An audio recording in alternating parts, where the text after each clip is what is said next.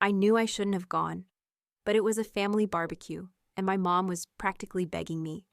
So there I was, sitting in the same worn-out lawn chair in my parents' backyard, sipping on a flat soda, trying to blend into the background.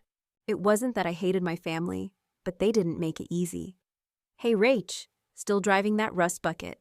My cousin Becca smirked, pointing at my ancient Subaru. Her brand new convertible sat gleaming in the driveway like it had just been rolled out of a showroom. I shrugged, not giving her the satisfaction of a reaction. "It works." "Sure, if working means breaking down every other week," Becca snickered, nudging her boyfriend, who was too busy scrolling through his phone to care. Then my older brother Tyler piped in from the grill, flipping burgers like he was some kind of celebrity chef. "And I guess you're still rocking that flip phone too, huh?" "Yeah, Rachel," my sister Hannah joined in, rolling her eyes as she adjusted her designer sunglasses. "The 90s called. They want their technology back." I bit my lip to keep from saying something sharp. The last thing I wanted was to give them the satisfaction of seeing me riled up. I could feel my mom's gaze, though. Karen stood at the counter, talking to my aunt, but I could tell she was listening. I knew what was coming. "Rachel," she said, finally turning around to face me, "you should really think about upgrading. I mean, look at everyone else.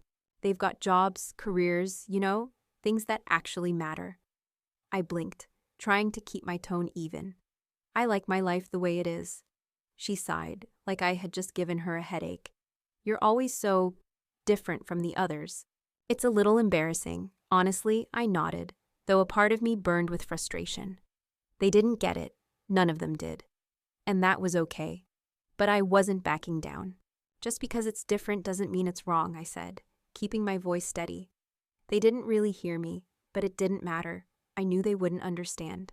I stepped inside the house, the cool air hitting my face after the barbecue. The smell of grilled meat and chlorine from the pool lingered on my skin, mixing with the faint scent of burning wood from the fire pit. I'd barely made it through dinner, and now I had to face the fallout. Dad was in his favorite armchair, flipping through a magazine, but his eyes flicked up when I walked in. He took a long breath like he was preparing to give me one of his lectures. "You know, Rachel," he started, his tone casual but sharp, "you've got so much wasted potential. I mean, look at what everyone else is doing. Real jobs, careers, the kind of things that get you somewhere." His words dug in deep, the familiar sting I'd gotten used to, but it never hurt any less. I bit my tongue, but my hands tightened into fists by my sides. "I'm fine, Dad," I said, trying to sound confident even though I was sick of hearing this same speech. "I'm happy with what I'm doing."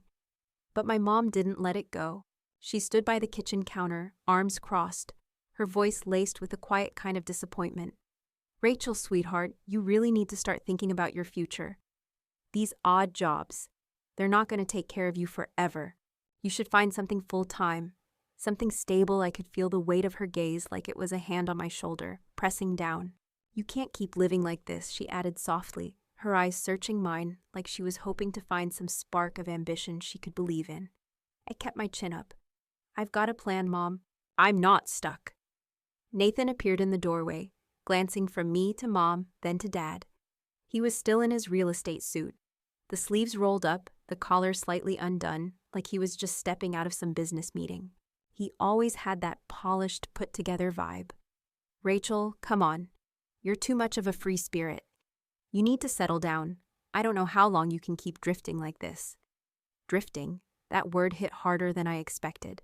My brother, with his shiny new house and his luxury car, seemed to think he had it all figured out. The house on the hill, the fast-paced career, all of it. But I wasn't him. I wasn't built for that life, and I didn't want it. I stayed silent, feeling that familiar burn in my chest, watching him boast about the new vacation house he was planning to buy in Aspen, while my sister Hannah chimed in about the shopping spree she'd just gone on in Denver.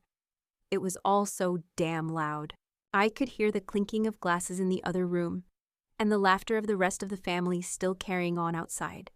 But inside, the noise felt like it was closing in on me. My parents and Nathan, wrapped up in their own version of success, didn't see what I saw.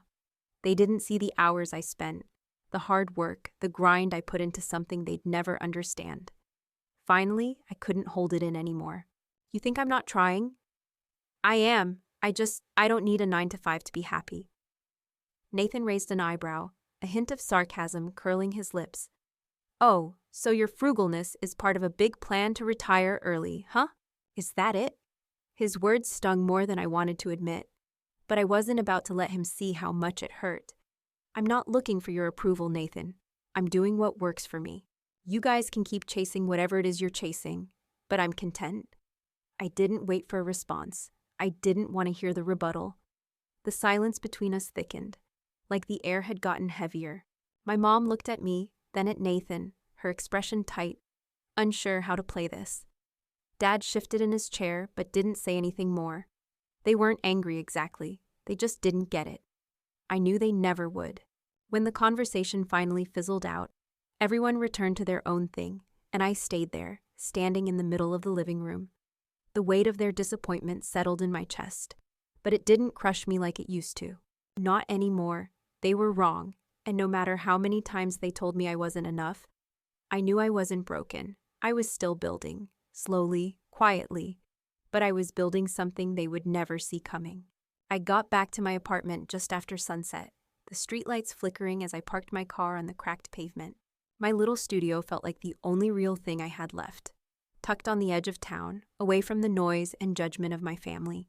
The air inside was stale, thick with the smell of old coffee and the faint scent of something burning from when I tried cooking earlier. The place was cramped, but it was mine. I dropped my bag onto the couch, which I hadn't bothered to make, and kicked off my shoes, feeling the cool floor against my bare feet. My desk was cluttered with half-finished projects, coding books piled high, a couple of old electronics I was hoping to salvage, and my laptop, which I opened without a second thought. There it was, my side project, Smart Save. I'd been working on it for years now, little by little, coding after hours when I wasn't working my odd jobs. Nobody knew, nobody cared enough to ask. Not my parents, not Nathan, not even my best friend.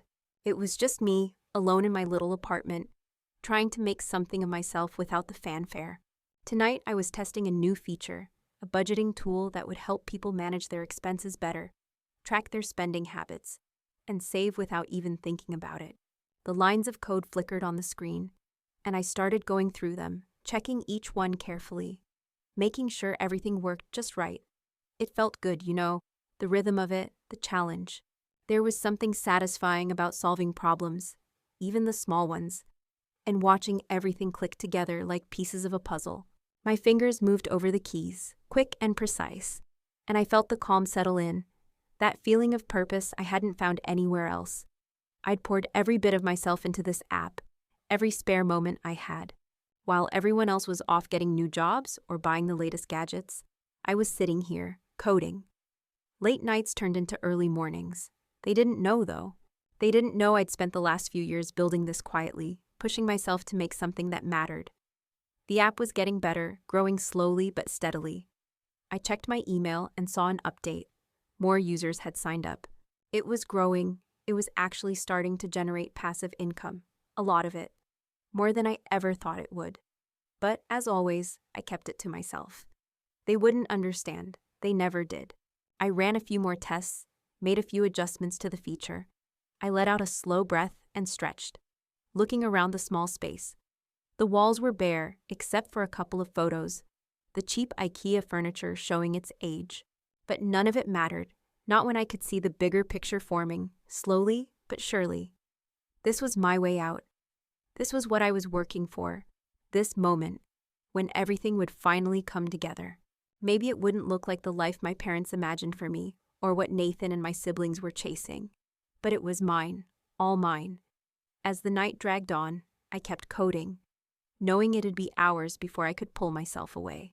The coffee had long gone cold, but I didn't care. Every line of code, every new feature was another step forward.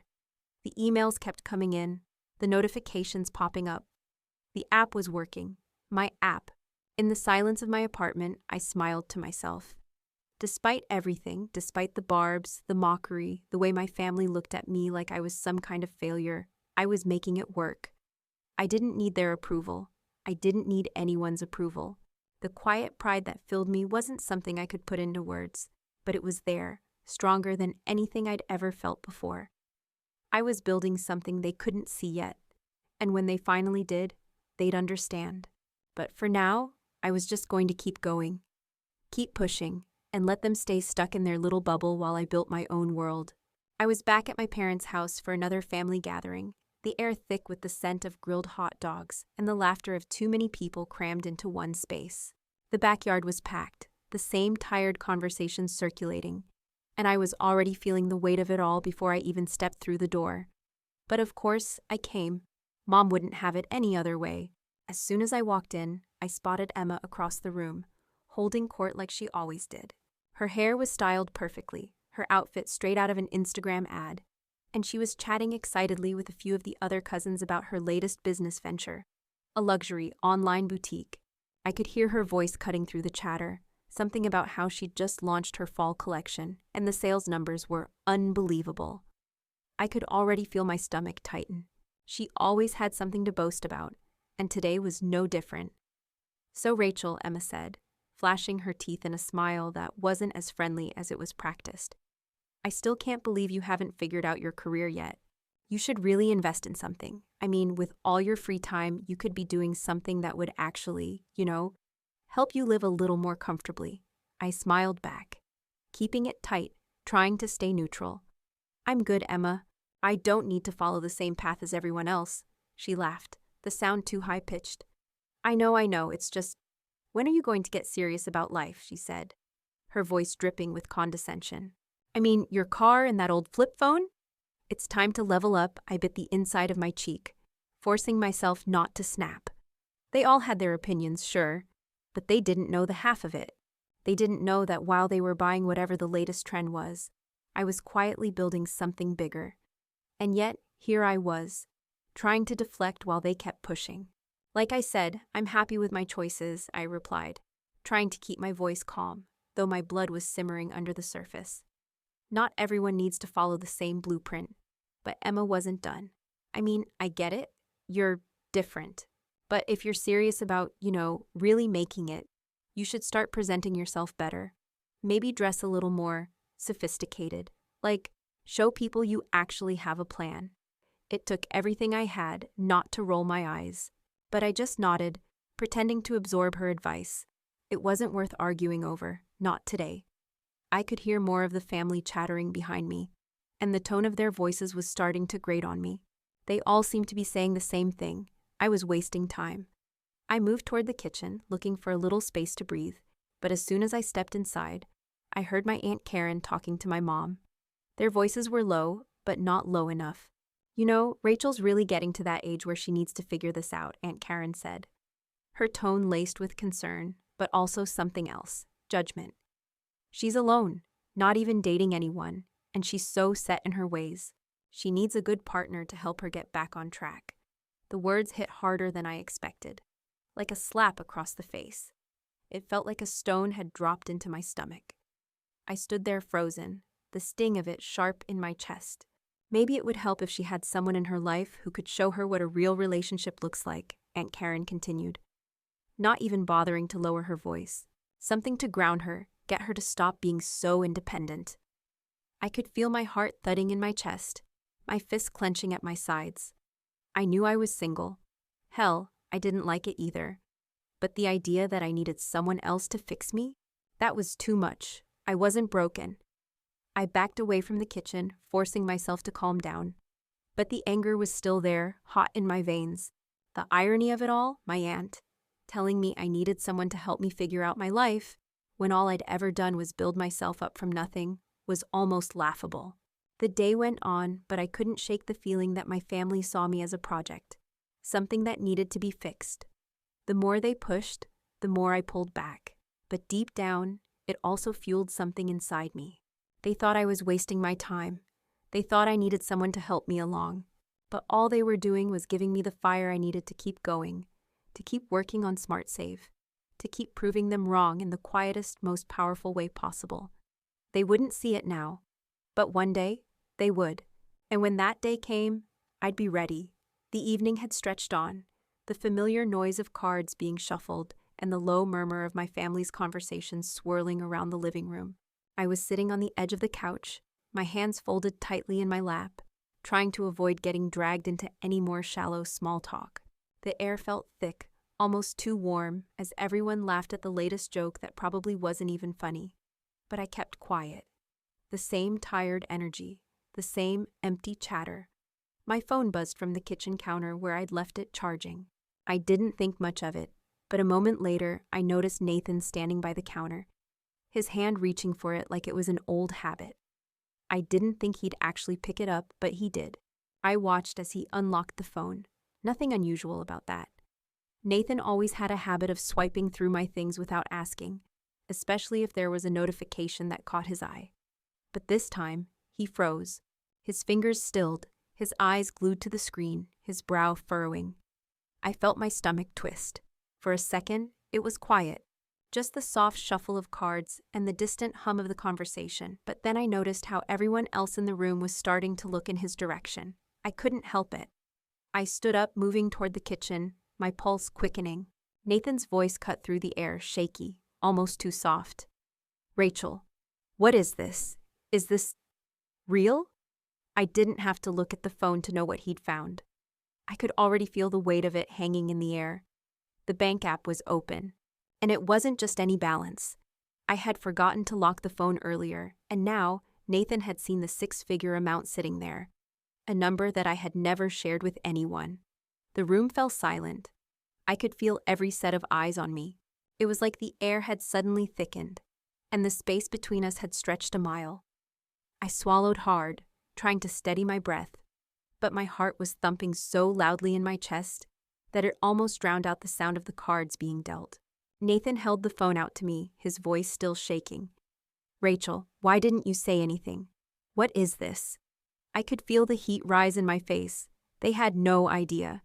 No idea what I'd been doing all these years, working in secret. I could hear the slight disbelief in Nathan's voice, like he couldn't quite wrap his head around it. I knew the questions were coming, and the pressure of answering them right here, in front of everyone, was suffocating. I stepped forward slowly, taking the phone from him, my fingers cold as I locked it, quickly stuffing it into my pocket. "It's nothing," I said, my voice sounding too tight even to my own ears. "Just a side project I've been working on." But that wasn't enough for them. Of course it wasn't. Dad's voice broke in, a low rumble. "A side project? Rachel, what the hell are you talking about? We've been telling you to get your life together, and now you've got this money sitting here, and you didn't say a word?" I could feel their eyes boring into me now, all of them, waiting for an explanation. Karen's eyes were wide with confusion. Emma's mouth had fallen open, and even Becca had stopped flipping through her phone to stare at me. I was the center of it all, the spotlight burning on me in a way that made my skin crawl. I wanted to say so many things, to explain how I had built this on my own, how all those long nights in my tiny apartment weren't just some weird phase, but a plan I'd been working on for years. But I couldn't. Not here, not like this. "I didn't want you to know," I said finally, my voice quieter now but steady. "You wouldn't have believed me anyway." Nathan blinked, looking between the phone and me, still processing. "But why keep it from us? Why didn't you tell us you were doing this?" "Because I knew you wouldn't understand," I said, the frustration finally slipping out, sharper than I intended.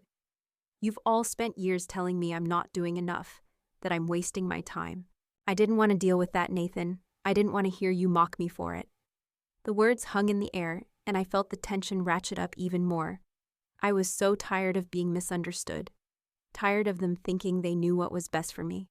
"Rachel," Dad said, his voice lower now, a mix of disbelief and something like hurt. "We've been trying to help you, and now we don't even know who you are anymore." I shook my head, unable to process all of it at once. "You've never understood me, Dad. You've always seen me as something to fix, but I'm not broken. I've been making it work on my own, and I'm doing fine." The room was still, too still, and I felt the weight of their gazes pressing down on me. I knew they were thinking about all the years they'd criticized me for my choices, the years they thought I was wasting. And now, the thing they'd never believed in was standing right in front of them, glaring them in the face. "I built this on my own," I said, louder this time, forcing myself to look each of them in the eye. Silence. My words hung in the air, heavy and raw, like a challenge I didn't know I was ready to throw down. They didn't know what to say to that. They hadn't expected this. And honestly, neither had I. I could feel the weight of their gazes as I walked back over to the kitchen counter, pulling my phone from my pocket. They were all still watching, some of them leaning forward slightly, the tension in the room almost palpable. I took a slow breath, trying to calm the rush of adrenaline pumping through me, and opened the phone again. I didn't need to say anything else. I knew what I had to do. Slowly, I navigated to the app's dashboard, the one I'd been pouring my soul into for the past few years. It was just a simple screen with clean lines, showing the numbers that, until now, no one in this room had ever seen. The number at the top of the page caught their attention first, the daily income, steadily growing, climbing higher each day. Then they saw the number of users, thousands now. My fingers hovered over the screen, and I let them all take in what they were looking at. Karen, my mother, leaned forward, her expression a mix of disbelief and confusion. "Rachel, how?" she stammered, unable to form the words. She looked from the phone to me, trying to piece it together. I didn't rush to explain. Instead, I let the silence stretch out between us, watching as their minds worked, as they tried to wrap their heads around it. The irony of it all hit me hard. How they'd mocked me for years, told me I wasn't doing enough, and now here was the proof of everything I'd worked for. "It's a budgeting app I built," I said simply, keeping my voice calm. "It's been doing well. I don't need to work full-time anymore." The words hung in the air. There was no way for them to argue against that. I didn't need their validation anymore. I had my own success. Karen's eyes flicked between the phone and me again, and I could see the shock in her face, the way she struggled to process what she was seeing. She opened her mouth to speak, but no sound came out. Finally, she said, "But how?" Her voice trailed off, and I didn't let her finish. I didn't want to hear her try to piece together an explanation for why she'd never seen it coming. The room was dead silent. I felt their eyes on me, waiting for something more, but I didn't have anything left to give. The space between us felt like a chasm, the weight of all the years of criticism and judgment pressing down on me. This wasn't just about the money, though. It was about the years of me living in the shadow of their expectations, of being told I wasn't good enough, of never being seen. Richard, my father, looked at the screen, his expression unreadable at first, then shifting slowly to something else. Astonishment, maybe embarrassment. He shifted in his chair, his face red now, like he wasn't sure what to do with the information in front of him. His voice came out low, almost ashamed. "How did we not know about this?" I let that question sit in the air for a moment. The answer was simple, really. I hadn't wanted them to know. I hadn't wanted to face their mockery, their doubt, their endless need to fix me. "Because I didn't think you'd understand," I replied, the words a little sharper than I intended. I didn't want to hear how it wasn't a real job, or how I wasn't doing it the right way. I could feel my chest tighten, but I kept going. "I didn't need you to believe in me. I just needed to believe in myself." The silence stretched again, longer this time, as my family processed everything. There was a strange tension in the room now, something different than before, less judgment, more confusion. They couldn't see past their own assumptions, their own expectations, to understand what I'd been doing all along. They hadn't believed in me, and now, all at once, I was showing them the proof of everything they'd dismissed. I didn't regret it, though, not even for a second. The look on their faces, Karen, Richard, Nathan, Emma, all of them staring at me like they couldn't quite wrap their heads around it, felt like the first time in years I'd been truly seen. The thing was, I didn't need them to be proud of me anymore. I didn't need them to validate my choices or my path. I'd done it all on my own, and that was more than enough. The money? It was just the beginning. The silence hung in the room for what felt like an eternity after I said what I did.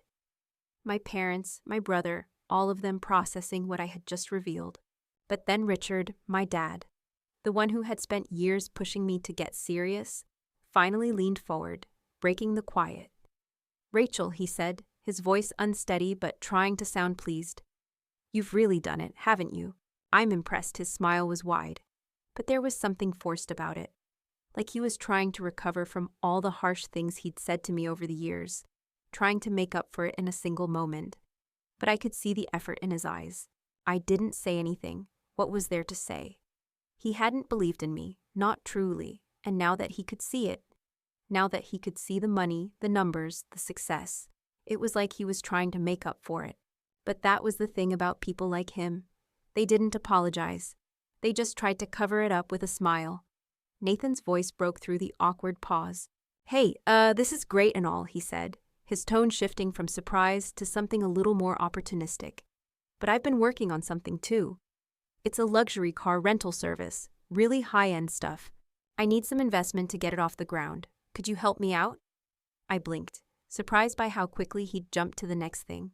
He'd been so busy judging me, mocking my life choices just hours ago. And now here he was, asking me for money to fund his latest business idea. I was about to respond, but then Emma piped up from the other side of the room, her voice dripping with that same polished tone I had grown so used to. "Oh, and Rachel," she said, flashing that well-rehearsed smile.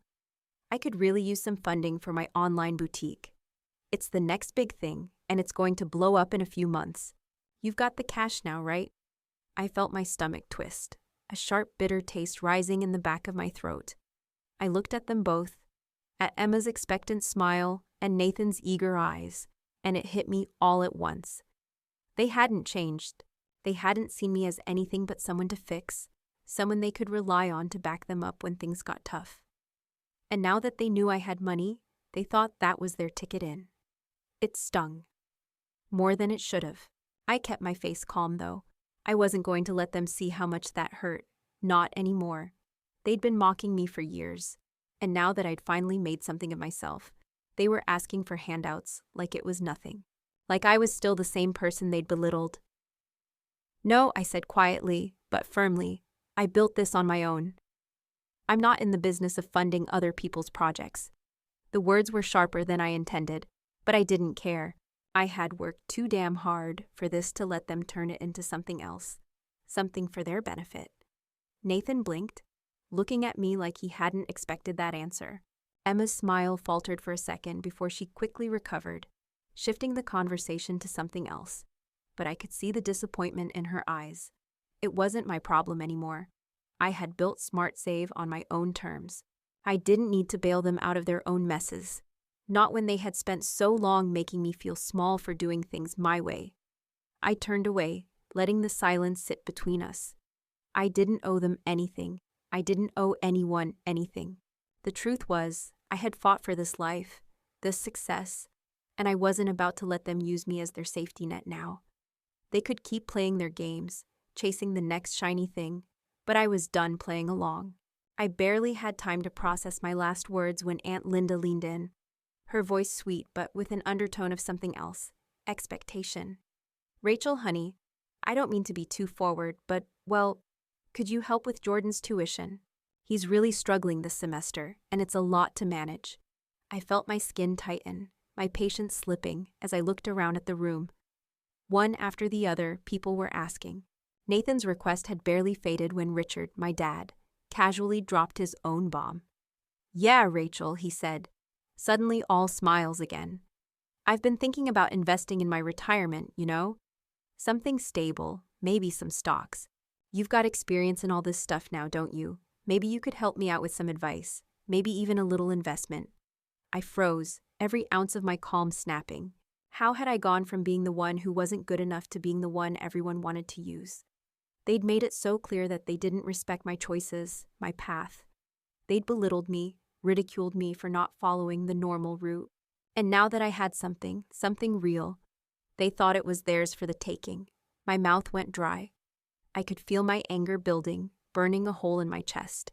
These people, my family, the ones who'd made me feel less than for so long, now saw me as their personal bank. I couldn't take it anymore. I straightened up, took a breath, and finally let the words spill out, sharp and unfiltered. "You've got to be kidding me," I said, looking around the room. "You've spent years mocking me, telling me I'm wasting my time, telling me my choices were embarrassing, that I'm not doing things the right way. And now, all of a sudden, you think I'm your personal ATM?" The room went still, like a wave had, just crashed, leaving nothing but the sound of my voice echoing in the silence. Richard shifted uncomfortably in his seat, his smile faltering. "We were just trying to help, Rachel." "No," I cut him off. "You weren't helping. You were criticizing me. You weren't supporting me. You were making me feel like nothing I was doing was worth anything." My voice didn't waver. It was the clearest I'd ever sounded in a room full of judgment. "And now, because I've finally made something of myself, you think it's okay to ask for a piece of it? That's not how it works." Karen's eyes widened, and she stepped forward, trying to soften the blow with her usual spin. "Rachel, you should be grateful. We helped you get where you are today. We've always supported you, even if you didn't see it." I could feel my heart pounding in my chest. This was it. The last straw. "Grateful?" I echoed, louder now. "You think I should be grateful? For what? For all the years you spent telling me I was doing it wrong. For all the times you made me feel like I wasn't enough, like I wasn't good enough for you to believe in me?" I shook my head, a bitter laugh escaping me. "You weren't supporting me, Mom. You were criticizing me." The words stung, and for a second, I almost wished I could take them back. But no, I'd said everything I needed to say. The room was silent again, except for the faint clink of glass in the kitchen, the shuffle of cards on the coffee table. My family was staring at me, some of them shocked, others uncomfortable. They hadn't expected this from me. They hadn't expected me to stand up for myself, to finally say the things I'd been holding in for so long. I turned to leave. "I'm done," I said quietly, but it felt like a weight lifting off my chest. I didn't need their approval anymore. "You all can keep playing your games, keep acting like you know what's best for me. But I'm done. I'll keep my success to myself from now on." I didn't look back as I walked toward the door. The voices behind me faded into a dull hum, but I didn't care. I had finally said what I needed to say, and the sense of freedom that filled me felt better than anything I could have imagined. For the first time, I didn't feel like I was drowning in their expectations. They could keep pushing me, keep expecting me to be the one who bails them out. The next few months passed in a blur of work. I threw myself into Smart Save with everything I had, fine-tuning the features, listening to user feedback, and making it better every single day. I didn't look back. Without the weight of my family's expectations hanging over me, my life became quieter, simpler, but so much more fulfilling. It felt like I could finally breathe, finally move at my own pace, without someone telling me what I was doing wrong. I watched as my app grew, the user count climbing steadily, the passive income more than enough to support me. It felt real now, like I had built something from nothing and made it work, all on my own. For the first time, I didn't feel like I was scrambling for approval, validation, or even a place at the table. I had my own table. Meanwhile, the rest of my family seemed to be facing the consequences of their own decisions. Nathan's luxury car rental service crumbled. Apparently, too much competition, not enough market demand. Emma's boutique folded within a few months, unable to keep up with the shifting trends and the oversaturation of online shopping. I didn't take any pleasure in it, but part of me couldn't help but feel like the universe had a way of balancing things out. My family had spent so much time telling me I was going about life all wrong, and now they were seeing the results of their own poor choices. Richard and Karen's retirement plans weren't looking too hot either, with their investments losing value and the weight of years of overspending starting to show. It was a strange kind of vindication, but I knew I was better off staying out of it. I had nothing left to prove to them. A few months later, I walked into the local cafe, my usual spot for getting a few hours of uninterrupted work in. I didn't expect to see her there, but there she was. Karen, my mom, sitting by the window looking almost small, like she wasn't the woman who used to scold me for my choices, who told me time and time again that I wasn't living right. I hesitated for a second, then made my way over to her. She looked up when I approached, her eyes softening immediately. I sat down across from her, feeling the old tension in my chest, but not letting it control me. She took a deep breath, her hands folded in front of her on the table, her voice quiet when she spoke. "Rachel, I'm sorry for how I treated you, for not seeing what you were doing, for not believing in you." I watched her for a long moment, letting the words sink in. This wasn't the apology I'd expected, but it was the one I needed. I didn't have to say anything. I didn't need to. I just smiled. A small, quiet smile that felt like a weight lifting off my shoulders. The truth was, I didn't need her apology. I didn't need anyone's apology. I had finally reached a point where I was at peace with the choices I made, with the life I had built. I didn't need validation from my family or anyone else. I had made it on my own, and that was all that mattered. As I left the cafe later that day, I couldn't help but reflect on how far I'd come. From being mocked and belittled for my choices, to standing here now, independent, strong, and free. The road hadn't been easy, but I'd walked it alone, and I was finally truly okay with that.